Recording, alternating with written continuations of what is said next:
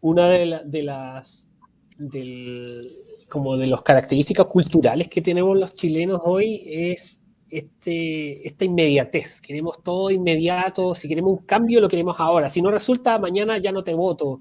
Esa inmediatez del querer buscar, lograr tener algo en el momento y si no me gusta al otro día te desecho, esa es una característica, un rasgo cultural del chileno de hoy, muy fuerte. Uno lo ve cuando se sube un taxi y habla con un taxista y dice, no, estos son todos ladrones.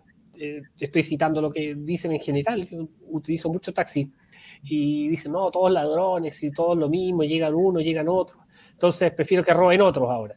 Eso es como lo típico que se habla en la jerga cultural del día a día.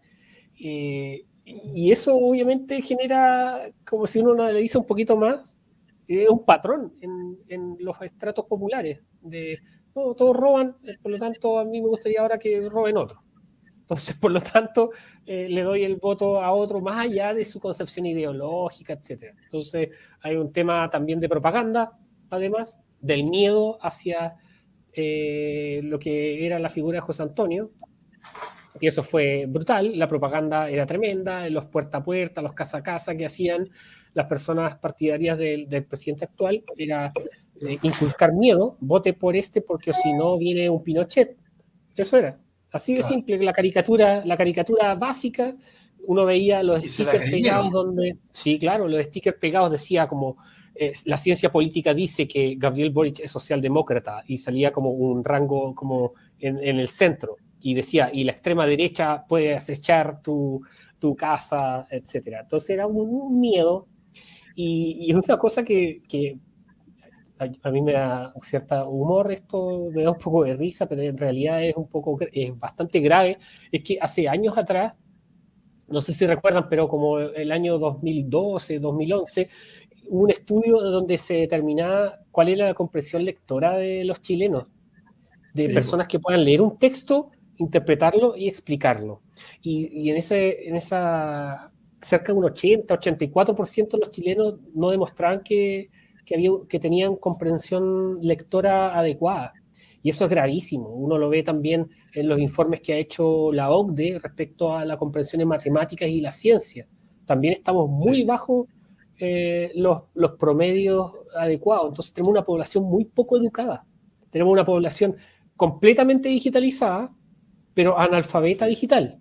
Entonces, tenemos toda la gente con celulares, pero si le mandan un mensaje falso, todos se meten al link y les roban los datos. Entonces, tenemos una, un acceso muy fuerte a distintos servicios, bienes, pero en los procesos de fondo tenemos una precariedad muy alta. El tema del memorizar, más que el aprender, la cultura del aprendizaje. Eso yo creo que es una brecha enorme educativa que tenemos hoy en Chile y es algo que se cambia en procesos de largo plazo. La brecha digital yo creo que es una cosa clave también. La brecha digital no es solo el no tener acceder a los servicios digitales del mundo actual, sino que es el poder realizar operaciones, el poder entender las operaciones de cómo se mueven, cómo se trabajan, y eso tenemos un analfabetismo digital y eso está medido, está estudiado, y la comprensión lectora es un tema cultural. Y eso no creo que es solo de Chile, si uno ve los datos es latinoamericano. Tenemos problemas de dificultad lectora y ahí es donde necesitamos una sociedad civil mucho más fuerte, no las soluciones estatales. Y el Estado gasta millones y millones en burocracia, en nuevas agencias educacionales, calidad educativa, indicadores, etcétera. Pero eso no es suficiente para un proceso cultural. Vemos que los currículums educacionales más están centrados en aspectos de género que realmente enseñar a aprender. ¿Tú Entonces, crees, si tenemos... Andrés, que Sí. Mira, dale, Pía, dale. quería preguntarle a Andrés, ¿tú crees que eso es porque digamos, por incompetencia de los dirigentes políticos que deberían, digamos, arbitrar una mejora sustancial en la educación? ¿O tú crees que es a propósito, como dicen los comunistas, que es mejor tener gente pobre, ignorante, sobre los que pueda reinar? Yo creo que son ambas. ¿Crees que Son ambas. Son ambas porque, a ver, yo creo que la educación, y esto es una opinión personal, yo creo que la educación lo que permite es hacer hombres libres. Entonces, si es que uno concibe que la educación es hacer libre a la persona, que busque, investigue por sus propios medios, por su propia cuenta, que tenga pensamiento crítico, obviamente eso te hace menos proclive a ser consumido por la propaganda. Te permite hacer un agente más crítico. Y además el aprendizaje te permite también generar tu propio pensamiento frente a lo que te invade. Cuando tú solo te adscribes a lo que te invade la propaganda, tú lo que terminas siendo es un hombre masa y que no tienes problemas en tu entorno social porque tú estás siendo igual que todos los demás. Entonces ahí viene esta figura que a mí me gusta mucho, que es una imagen donde aparecen todos los integrantes del Partido Nacional Socialista y hay una persona que nos sale levantando el brazo. Y eso es una imagen que se difunde mucho como meme, no recuerdo bien el origen de esa foto, pero ahí tú ves que cuando hay procesos culturales profundos, son pocos los que hacen la diferencia o los que hacen una crítica importante.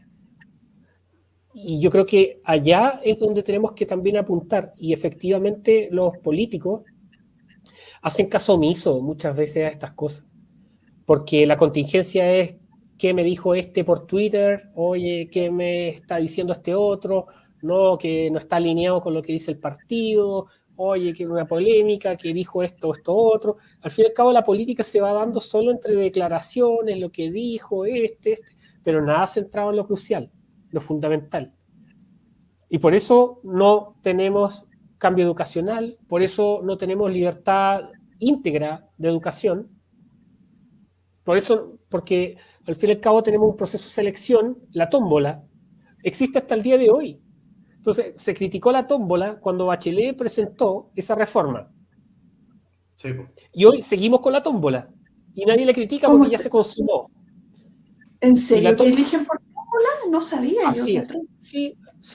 Hay una página del sistema educacional en la cual las personas que quieren postular a un establecimiento público o particular subvencionado, que está adscrito al Ministerio de Educación, uno ingresa a la página web que quiere postular, te sale el listado, está bien hecho y todo, la página web salen los establecimientos educacionales, los cupos que hay para cada curso, postulas y no te exigen nota, no te exigen nada, y es aleatorio.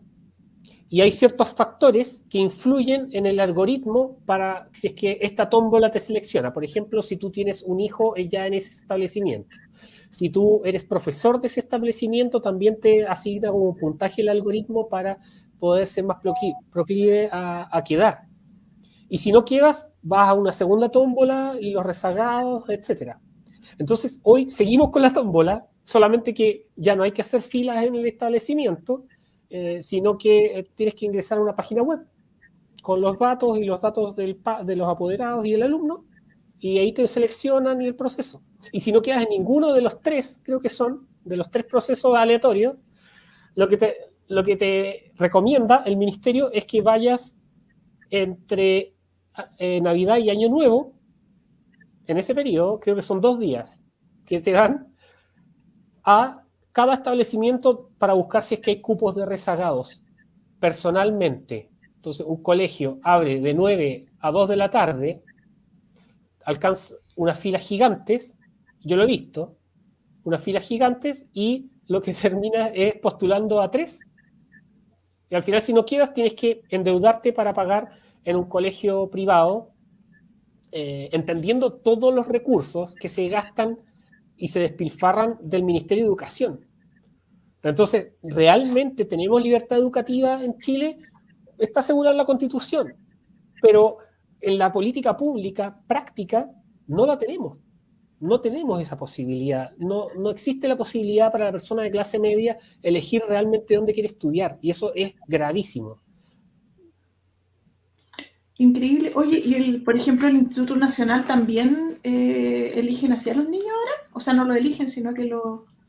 El Instituto Nacional también se postula a través del sistema de educación centralizado. El tema está en que ahora tienen menos personas que postulan, por lo tanto se liberan ciertos cupos más que antes. Ahora ya no es altamente demandado como era en el pasado, donde tenían miles de postulantes. Ahora hay menos gente por todo lo que ha ocurrido últimamente con los liceos bicentenarios y los liceos de excelencia, porque aquí hay una cultura también de terminar con los liceos de excelencia, por una cuestión de selección. De hecho, yo mismo vengo de un liceo público, B34 de Castro, que hacía selección. Tú postulabas con tu nota, venías de otro colegio o escuela, postulabas con tu nota, esto el año 99 cuando ingresé, postulabas con tu nota y había un listado y los que tenían mejores notas, los 42, porque esos cursos eran gigantes, los de mejores notas se iban los siguientes de la lista, 42 se iban al B, los siguientes 42 se iban al C. Y el C liberaba algunos cupos más para las personas que venían el año siguiente. Y eso se eliminó. Ahora la selección es aleatoria. Y eso obviamente perjudica la enseñanza. Y es más, recuerden un poco que antes el objetivo de la reforma de Michelle Bachelet era que si tú vives en la comuna X, tú estudias en la comuna X, tú no puedes postular a la comuna Y.